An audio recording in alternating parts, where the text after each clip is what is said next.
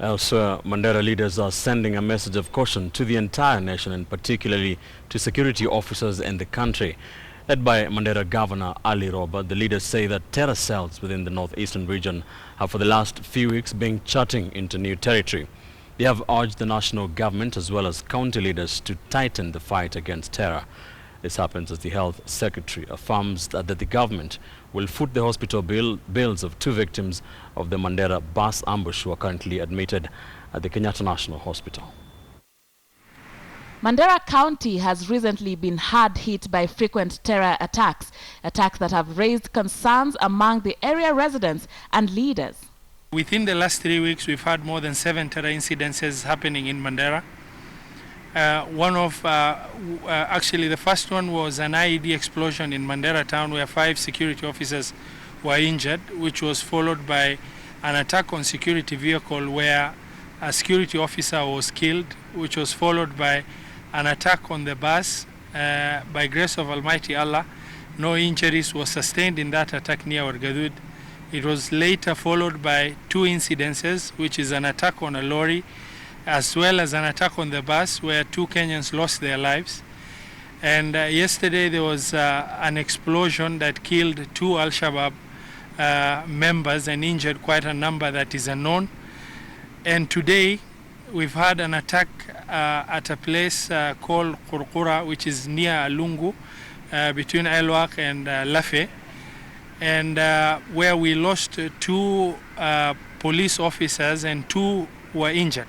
Mandera Governor Ali Roba, who together with other county leaders addressed the press in Nairobi on Sunday, says that Mandera residents have been sharing information regarding the movement of terror cells. It has become absolutely necessary for us to share with Kenyans our grave concern as far as terror movement and terror trend is concerned within this country.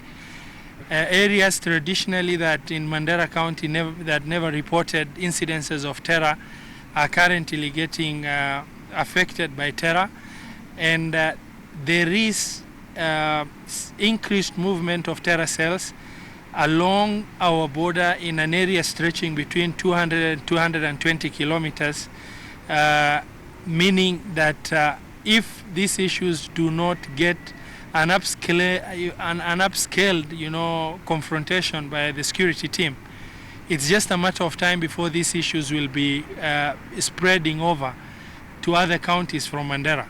Roba says that from the intel they have received, they say they have shared with security officers, the security team on the ground may have to change tact. Upscale the operation, and most particularly to do that on foot. These terror cells are not moving using the main roads, they are moving off-road and moving on foot. The engagement by security officers is always by movement on vehicles, and this is becoming ineffective in terms of dealing with the security crisis. As this happens, 2 victims of last Monday's Mandera bus ambush will have their full medical bills catered for by the government. This is according to the Health Cabinet Secretary Cleopas Mailu, who visited the 2 at the Kenyatta National Hospital. The 2 were shot while shielding their fellow Christian passengers when the bus was attacked by suspected Al-Shabaab militants. Affirm the government's commitment that we stand by Kenyans of goodwill who come up and stand up for their friends, for fellow Kenyans when the time of difficulty occurs. They will only be discharged once they are ready to be discharged to go home. And in terms of money, probably just to add to what the CS has said, is that at this point, even we actually don't have the total bills. The patients are still going through the treatment. The Health Cabinet Secretary has denied reports that the Kenyatta National Hospital had denied to admit the 2 victims without pay. Sharon Momanyi, KTN News.